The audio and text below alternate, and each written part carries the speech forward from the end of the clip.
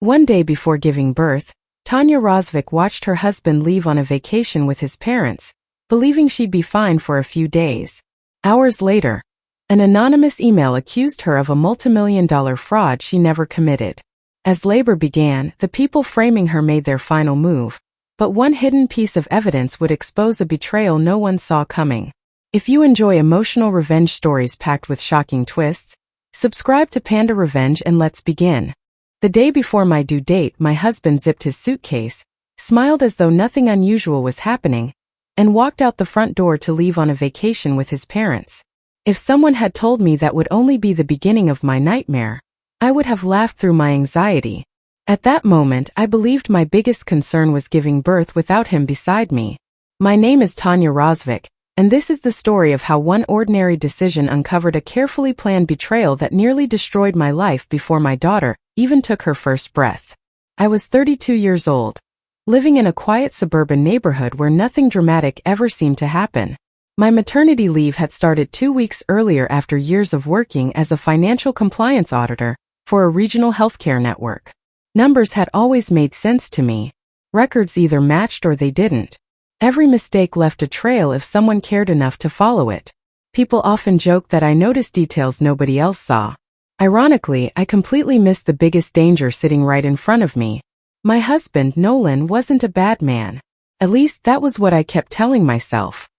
He was thoughtful most of the time, hardworking, and incredibly close to his parents. Sometimes I even admired how devoted he was to them. But during the final month of my pregnancy, that devotion began to outweigh everything else.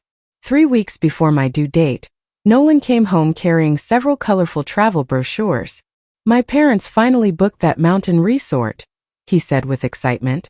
"They've wanted this trip for years." I looked up from assembling the baby's crib. "When?" He hesitated just long enough for me to feel uneasy. "The weekend before your due date." I stared at him. "You're joking." He shook his head. "They already paid for everything. It's non-refundable." I reminded him that babies didn't care about reservation schedules. Our daughter could arrive early. She could arrive exactly on time. She could arrive while he was hundreds of miles away. Nolan sat beside me and took my hand. "My parents have been looking forward to this forever. It's only a few days. Besides, first babies are usually late." Usually. That word echoed inside my head for days. Over the following week, we had the same conversation repeatedly. Each time I explained why I needed him nearby. Each time he answered with another reason why leaving would probably be fine. Eventually, I became too exhausted to argue. Pregnancy had already turned simple tasks into challenges. Sleeping comfortably felt impossible. Walking across the grocery store left my back aching. Every evening I wondered whether the strange tightening in my stomach meant labor was beginning. Still, Nolan continued packing for the vacation as though our calendar mattered more than reality. The afternoon before he left, my mother called to check on me. "Are you sure you're comfortable staying alone?" "I don't really have a choice," I admitted. "You could come stay with me." I appreciated the offer, but I wanted to remain in our own home until labor started. The nursery was ready. My hospital bag sat beside the front door. Everything felt familiar there. Or at least I believed it did. The next morning arrived faster than I expected. Nolan loaded his luggage into his parents' SUV, while I stood on the front porch pretending to be calmer than I actually felt. He kissed my forehead. "If anything happens, call me immediately." "I always do. I'll come straight back." I forced a smile because I wanted to believe him. Then they drove away. The silence that followed felt much louder than the engine that disappeared down the street. I walked back inside, made myself tea, and tried distracting my thoughts by organizing baby clothes one final time. Hours passed quietly. Around noon, my phone vibrated with an email notification from an unfamiliar address. There was no greeting, no explanation, no subject line, only several attached PDF files. First, I assumed it was spam. Curious, I opened the first document anyway. Within seconds, my heartbeat accelerated. They were expense reports from Nolan's company. Large transfers, corporate reimbursements, executive approvals. I frowned. Someone had highlighted one signature in bright yellow. Mine. I blinked several times, convinced pregnancy exhaustion was making me misread the page. But the signature didn't disappear. Every document carried my electronic approval exactly as I used to sign internal financial reports years ago. The only problem was simple. I had never approved a single one of them. I read every page again, slower this time, hoping I had overlooked something that would explain why my name appeared on documents I had never seen before. Nothing changed. The signatures were identical to mine. The approval date stretched across nearly 8 months, including the period after I had already started maternity leave. Whoever created these files either knew exactly how I signed my name or had access to an old digital record of my signature. A cold feeling settled in my chest. As a former compliance auditor, I understood what these documents represented. If they were authentic, someone had authorized thousands of dollars in questionable reimbursements. If they were fake, someone had invested an incredible amount of effort into making them look real. Either way, my name was sitting in the middle of it. I immediately called Nolan. The call went straight to voicemail. I tried again. No answer. A third attempt ended the same way. I texted him instead. "Call me. It's urgent." ***. The message showed as delivered, but no reply came. I paced through the living room trying to think logically instead of emotionally. Panic never solved financial problems. Evidence did. I enlarged every attachment on my laptop. Most of the expense reports looked ordinary until I noticed a pattern. Several payments had been approved within minutes of one another, even though they supposedly came from different departments. That wasn't normal. Corporate approval systems logged actions in sequence. The timestamps on these documents suggested they had all been processed unnaturally fast. Someone had either manipulated the records or bypassed normal procedures entirely. Then another detail caught my attention. One invoice referenced a vendor I recognized. Not because I had worked with them, because the company had officially closed 2 years earlier. I searched through the remaining files. The same inactive vendor appeared 4 more times. That was enough. I grabbed my purse, my laptop, and the folder where I kept copies of my old employment records. If someone was framing me, sitting at home wouldn't protect me. Nolan's company headquarters was only 25 minutes away. The drive felt much longer. Every traffic light seemed determined to keep me waiting. Every small bump in the road reminded me I was carrying a baby who could decide to arrive at any moment. When I finally reached the building, the parking lot looked unusually empty. It was Friday afternoon. Most employees had already left for the weekend. The receptionist recognized me immediately. "Tanya, we didn't expect to see you. I just need to check something with accounting." She smiled politely and pointed toward the second floor. "No problem." The familiar hallway felt strangely different.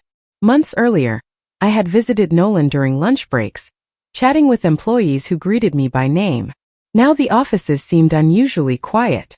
Only a handful of lights remained on. As I approached the accounting department, I saw one office door still open. Kalendros looked up from his computer. His expression immediately shifted into a friendly smile. "Tanya." He stood and walked toward me. "You should be resting, not working. I could say the same to you." He laughed softly. Deadlines never disappear.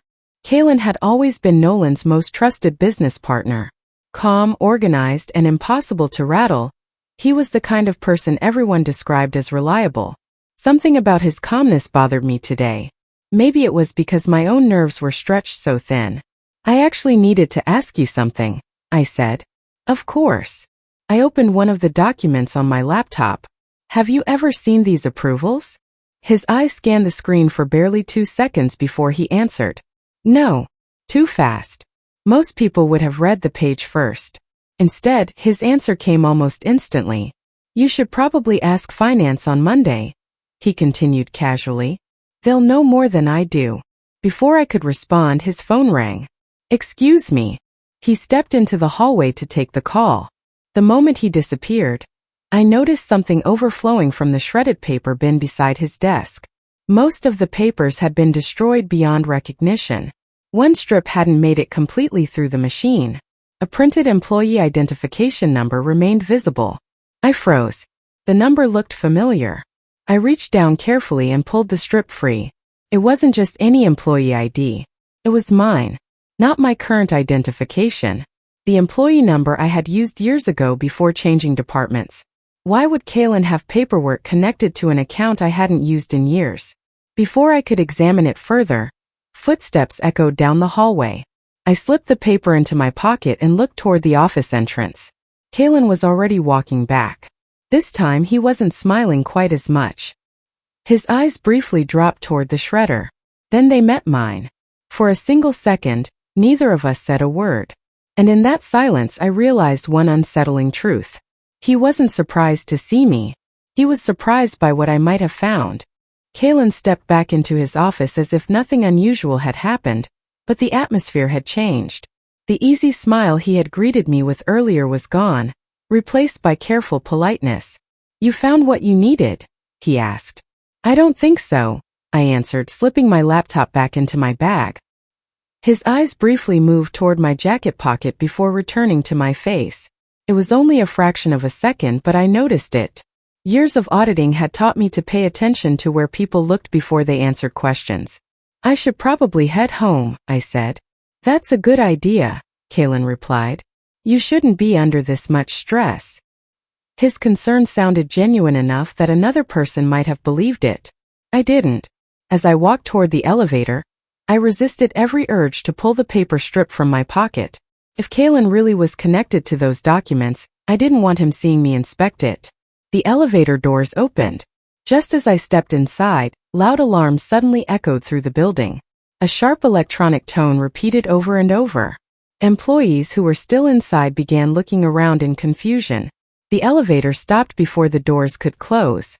Two uniformed security officers hurried toward me. "Ma'am, we need you to come with us."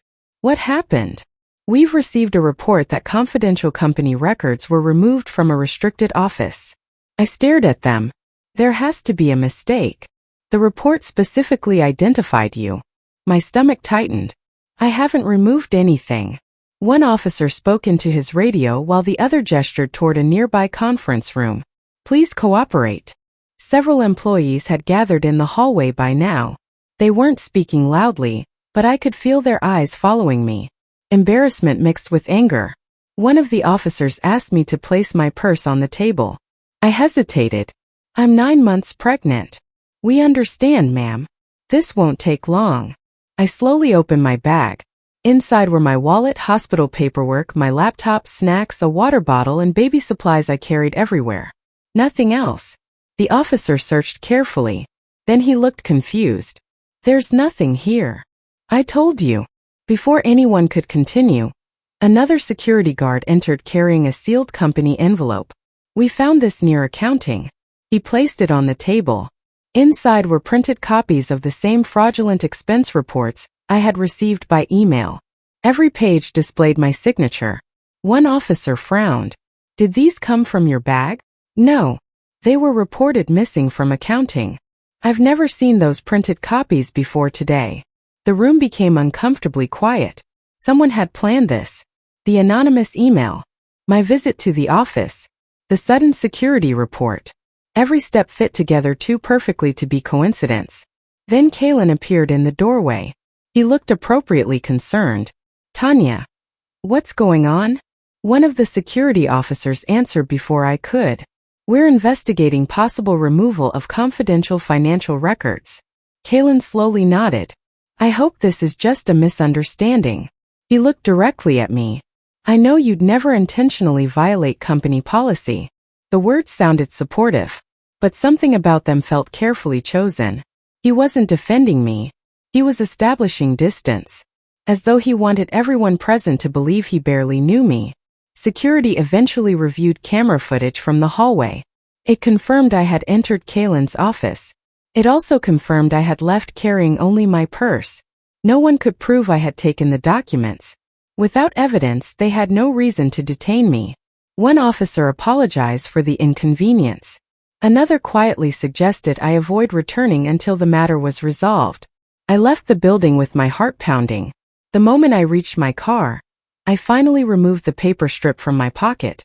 It was only a small piece of shredded paper, but enough remained to reveal part of an internal database request. Across the top, I could still read a sentence. "Archived digital credential access. Below it was my old employee identification number. Someone had requested access to an account that should have been permanently inactive. My hands began shaking. Whoever had forged my approvals hadn't created them from scratch. They had used my old digital credentials. That explained why the signatures looked authentic. Someone had reached into the company's archived records and resurrected an identity I no longer used. I immediately tried calling Nolan again. This time he answered. Relief flooded through me. Nolan, listen carefully. Someone is using my old employee account. I think I'm being framed. There was a long pause. I can barely hear you, he shouted over what sounded like wind. We're halfway through a hiking trail. I need you to come home. I can't right now. You don't understand. No, Tanya, you're probably overthinking this. His words hit harder than I expected. I'm not overthinking anything. I'll call you tonight when we're back at the hotel. Before I could argue, the call ended. I stared at my phone in disbelief. The person I needed most had just dismissed the most terrifying day of my life. As I started the car, a sudden wave of pain spread across my lower back. I froze. Then another tightening followed. Stronger this time. I looked at the dashboard clock. Another contraction arrived less than 10 minutes later. My due date was still 1 day away. But my daughter had apparently chosen today. And I was completely alone. The contractions were still far enough apart that I convinced myself I had time to think. Instead of driving straight to the hospital, I pulled into the parking lot of a small pharmacy a few miles from Nolan's office. I sat in the driver's seat, gripping the steering wheel while timing each wave of pain on my phone. 7 minutes apart. Then 6. I knew exactly what my doctor had told me during my last appointment. When the contractions became regular, stop trying to finish errands. Go to the hospital. But my instincts kept telling me that if I walked into the delivery room without understanding what was happening, I might walk out facing criminal charges. I opened my laptop one more time. The anonymous email was still there. This time I paid attention to something I had ignored earlier. Every attached file had been created within the same 5-minute window, despite carrying approval dates spread over several months. That alone suggested the documents had been assembled recently. Whoever sent them wanted me to notice the fraud before someone else did. But why send them anonymously? Before I could think any further, another contraction forced me to close the computer. I started the engine and finally drove toward St. Alder Medical Center. Rain began falling halfway there, turning the afternoon traffic into slow-moving lines of brake lights. By the time I reached the maternity entrance, my contractions were less than 5 minutes apart. A nurse rushed over with a wheelchair. You look ready. I hope not, I muttered. She smiled, assuming I was joking. I wasn't. Within minutes, I was settled into a labor room while nurses attached monitors and checked the baby's heartbeat. Everything looked stable, at least medically. Emotionally, I felt as though my life was collapsing. Called Nolan again. This time he answered after several rings. Tanya. I'm in labor. Silence. What? I'm at St. Alder. We're still 3 hours from the airport. I told you I needed you here. I'll leave right now. I wanted to believe him, but the damage had already been done. I don't know when you'll get here. I'll make it. The call ended. I stared at the ceiling, wondering how a conversation that should have brought comfort had only made me feel emptier. About an hour later, a doctor examined me.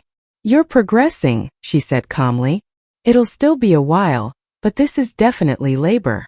As the medical team prepared the room, someone knocked on the partially open door. I expected another nurse. Instead, 2 people wearing dark business jackets stepped inside. One carried a leather folder. The other displayed an identification badge. Mrs. Rosvik? Yes. I'm Investigator Helen Cross, and this is Investigator Simon Vale from the Financial Crimes Division. For a moment I thought they had entered the wrong room. We apologize for the timing, Helen said. We need to ask a few questions regarding financial documents submitted this afternoon. My heart sank. They've already filed a complaint? Helen exchanged a quick glance with Simon. You knew one might be filed? I was accused at Nolan's office earlier today. She nodded thoughtfully. That explains several things. Simon opened the folder. The official complaint alleges that you approved unauthorized corporate reimbursements totaling nearly $2 million. I almost laughed from disbelief. I haven't worked there in months. We're aware. Then why am I even a suspect? Helen placed one document on the bedside table. Because every authorization appears to originate from your archived employee credentials. The same credentials I had seen referenced on the shredded paper. I didn't access that account. We're not reaching conclusions yet, Helen replied. We're collecting facts. Another contraction interrupted the conversation. A nurse quickly stepped between us. She needs to focus. Helen immediately closed her folder. Of course. Before leaving, she lowered her voice. One more thing. I looked at her. The complaint against you wasn't submitted this morning. It wasn't. No. She checked her notes. It was electronically filed 48 minutes after hospital staff registered you as a patient. The room suddenly felt colder. Someone had waited. They hadn't simply accused me. They had deliberately chosen the moment I would be least able to defend myself. As the investigators walked out, another nurse entered carrying a small padded envelope. This was dropped off at reception for you. There wasn't a name? She shook her head. No return address. With trembling hands, I opened it. Inside was a single black flash drive. Nothing else. No letter. No explanation. Only a tiny white label with 3 handwritten words. Watch the backups. I kept staring at the flash drive long after the nurse left the room. 3 words. Watch the backups. Nothing more. I turned it over in my hand, hoping I had missed another note hidden beneath the label, but there was nothing. Whoever delivered it knew exactly what they wanted me to find and trusted that those 3 words would be enough. Another contraction forced me to place it on the bedside table. My doctor entered a few moments later with 2 nurses. We're making good progress, she said after another examination. Your daughter is doing well.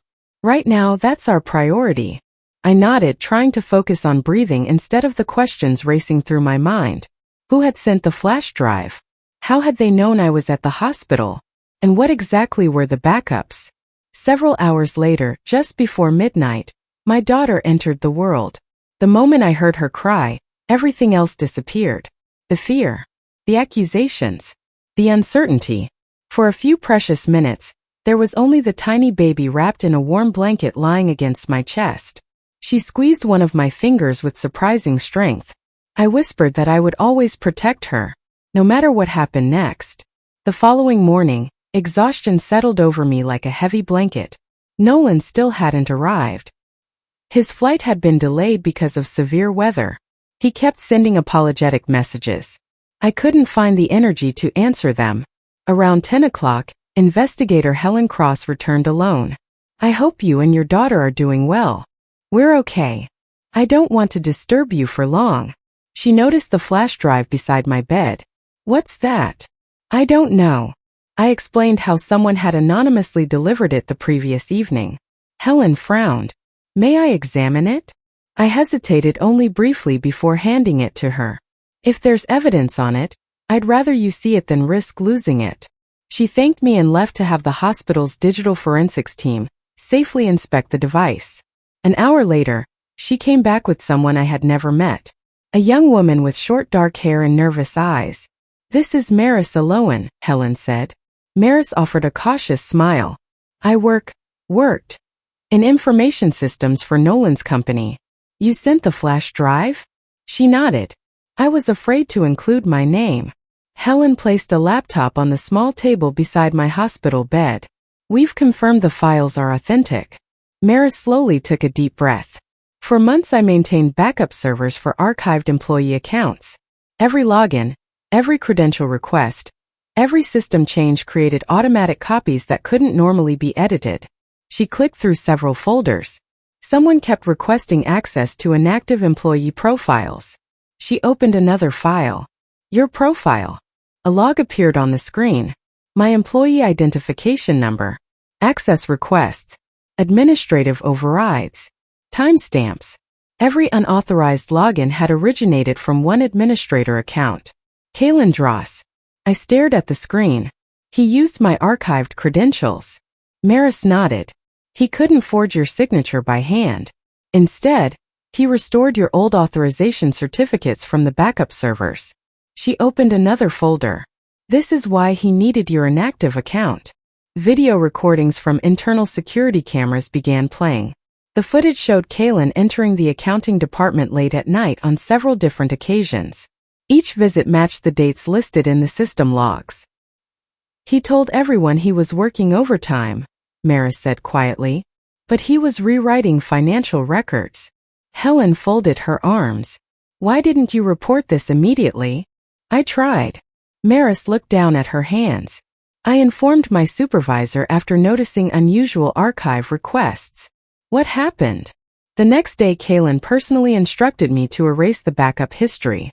She swallowed hard. When I refused, he said budget cuts were coming, and reminded me that probationary employees were usually the first to lose their jobs. So you copied everything? Yes. She looked directly at me. I couldn't stop what he was doing. A tear rolled down her cheek. But I couldn't help him either. The room became silent. For the first time since opening that anonymous email, I felt something I hadn't allowed myself to feel. Hope. Helen closed the laptop. This evidence changes the entire investigation. What happens now? I asked. She answered without hesitation. Now we find Kaylin. At almost the exact same moment, Helen's phone vibrated. She checked the message. Her expression immediately changed. What is it? I asked. She slowly looked up from the screen. We just sent officers to Kaylin's home. I waited for the rest. He was gone before they arrived. The room fell silent after investigator Helen Cross delivered the news. Kaylin Dross had disappeared. For a brief moment, I felt the same helplessness that had overwhelmed me the day before. We finally had evidence proving I had been framed, yet the man responsible was nowhere to be found. Helen quickly excused herself to coordinate with other investigators, leaving Maris and me alone in the hospital room. I'm sorry, Maris said quietly. You have nothing to apologize for. If I had come forward sooner, none of this would have happened. I shook my head. He chose to commit the crimes. You chose to tell the truth. Those aren't the same thing. She looked relieved, though the worry on her face remained. A few hours later, Nolan finally rushed into the room carrying a small bouquet of flowers that looked as exhausted as he did. His clothes were wrinkled from traveling, and his expression immediately changed when he saw our daughter sleeping beside me. I made it, he whispered. I looked at him for several long seconds. You made it after she was born. He lowered his eyes. I know. There wasn't much else to say. An apology couldn't erase his absence. It couldn't replace the hours I had spent believing I would face labor, criminal accusations, and motherhood completely alone. He sat quietly beside the hospital bed. For once, neither of us tried to pretend everything was fine. 3 days later, I was discharged from the hospital with my daughter safely in my arms. Instead of returning to a peaceful life, I found myself answering additional questions from investigators while learning how to care for a newborn. Helen stayed in regular contact. The evidence Maris had preserved allowed digital forensic specialists to reconstruct nearly every unauthorized action taken inside the company's accounting system. The pattern became impossible to deny. Kaylin had spent almost a year quietly moving company funds through fake vendors and shell businesses. Whenever auditors questioned unusual transactions, he simply created new paperwork using stolen employee credentials. My archived account had become the perfect disguise. Because I had once worked in compliance, investigators would naturally assume I understood the approval process. He expected the investigation to stop with me. What he never expected was that the backup servers preserved records he believed had been erased forever. 4 days after my daughter was born, Helen called with another update. We found him. The search had ended nearly 200 miles away at an abandoned warehouse leased under one of Kaylin's shell companies. Inside, investigators discovered laptops, encrypted storage devices, forged contracts, stacks of blank corporate letterhead, and detailed financial records connecting multiple fraudulent businesses. Kaylin surrendered without resisting. According to Helen, he already knew there was no believable explanation for the digital evidence recovered from the backup servers. Several months passed before the criminal trial finally began. I testified about the anonymous email, the forged signatures, and the events leading to my hospitalization. Maris testified after me, explaining exactly how Kaylin had accessed archived employee credentials and attempted to erase the electronic history. Digital forensic experts confirmed every detail. Kaylin's attorneys argued that someone else could have used his administrator account. The evidence proved otherwise. Security footage, login records, access cards, and backup logs all pointed to the same person. After only 2 days of deliberation, the jury returned guilty verdicts on every major charge: financial fraud, identity theft, evidence tampering, conspiracy. His sentence included years in prison, restitution to the victims, and permanent disqualification from serving as a corporate financial officer. Watching the verdict brought relief, but not celebration. Justice repaired my reputation. It didn't erase what had happened. As for Nolan, rebuilding our marriage turned out to be much harder than proving my innocence. He admitted he had allowed convenience and family expectations to outweigh his responsibilities as a husband. For months, he attended counseling with me, accepted every difficult conversation, and never once asked me to move on. Trust returned slowly, not because of promises, because of consistent actions. Whether our marriage would last remained a choice we both had to make every day. Today, when I look at my daughter playing on the living room floor, I often think about how close I came to losing everything before she even entered the world. One anonymous email started the nightmare. One courageous employee ended it. The experience taught me that lies can be carefully planned, documents can be forged, and reputations can be targeted without warning. But the truth leaves its own trail. Someone only has to be brave enough to follow it. Thank you for staying with me until the end of my story. If this journey kept you hooked, don't forget to like this video, leave a comment sharing what you would have done in my place, and subscribe to Panda Revenge for more dramatic stories filled with unexpected twists and satisfying endings. See you in the next story.